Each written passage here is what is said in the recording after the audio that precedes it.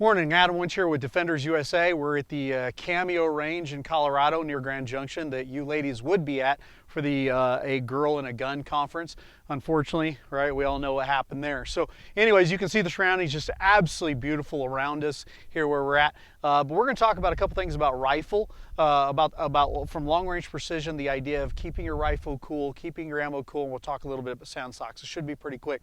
So anyways, if we move over here to the rifle, I've got my rifle, one of my rifles down here, and we've got my little 308. Now notice something, the smog is covering this rifle. The idea behind it is we want to keep the sun from heating up the rifle, right? If we heat up the rifle, which ultimately can have higher muzzle velocity from the round when you shoot it, and it might shoot outside of what your dope that you built up would be just because simply the rifle is hot. So if you're not on the rifle doing something, observing through the optic, or maybe shooting, whenever you move away from that rifle, if you're just going to sit there for a long time in the sun, you want to cover this rifle up and protect it, keeping it at basically normal temperatures or the ambient temperatures of the weather around you.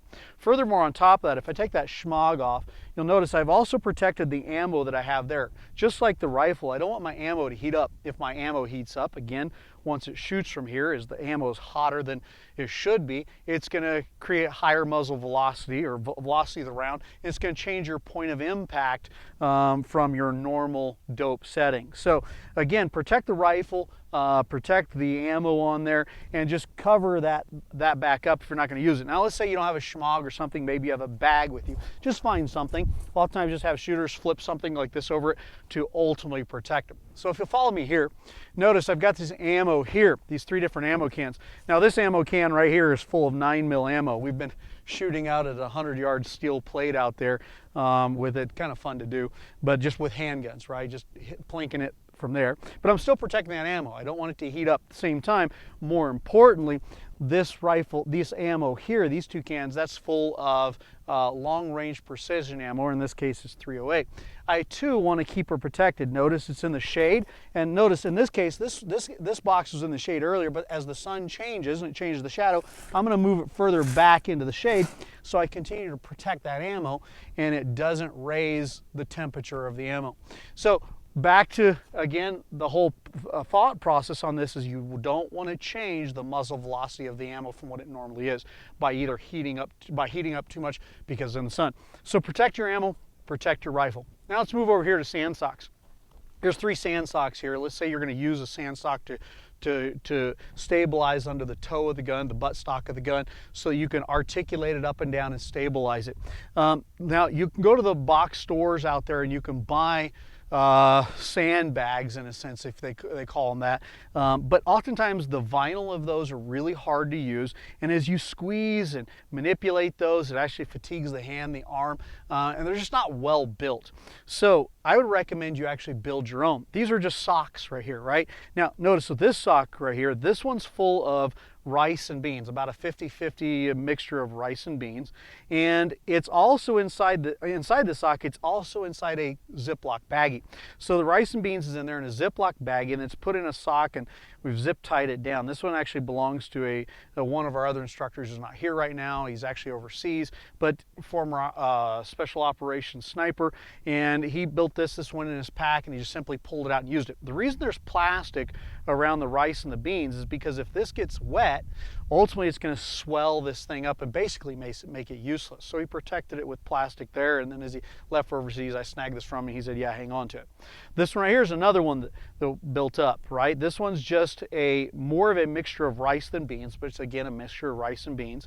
And this one doesn't have the plastic on it. With the plastic, it's a little bit harder to articulate up and down. To squeeze it, this one's a little bit softer. So you'd want to protect this from, say, inclement weather, water, snow, things like that, because it can begin to swell once this does get wet.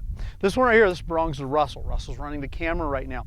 But this one is full of airsoft BBs. Just dumped a whole bunch of airsoft BBs in 2 different socks and put it like this. Now, one of the issues with the airsoft BB is it's noisy if you hear that. So operationally, if you're considering that, it can make some noise. Not that we're terribly concerned if you're using a long-range precision rifle from distance, but it is a little bit noisy. But the beauty of it is that it's a little bit bigger and it's more consistent in the airsoft BBs. I mean, they're perfectly round where these are not. So therefore it has more movement, more give to the sock, and once this goes on here, or the buttstock goes on there, it stabilizes really well. Furthermore, it can get as wet as it wants. I mean, nobody cares because airsoft BBs aren't going to swell back up. So just different sand socks you can build, 50-50 mix of rice and beans. This one's protected by plastic, put inside a standard sock and zip tied down with the little zip tie right there. This one is just simply folded in there, right? Folded in. It's mixture of rice and beans, more rice than beans, but not protected by plastic. This one is not protected by plastic because it doesn't need to be, as it's just airsoft BBs. So just some ideas on how to build up a pretty good little sand sock to be able to use under the buttstock of a long-range rifle that you're using for stabilization. Keep your ammo cool, keep in the shade, keep it covered, and of course back to the rifle again. Find ways to protect your rifle. Just simply use some type of covering, a towel, it doesn't matter, whatever, just something. If you're not on the rifle and actually using it, or you're laying behind the rifle for a long time and you're using this, you may be observing, doing something like that, you want to be able to protect this rifle so it doesn't heat up. So once again, Adam Winch, Defenders USA, and just want to talk about those three little things real quick. Thanks so much. And we'll see you ladies either throughout the year or next year when you come.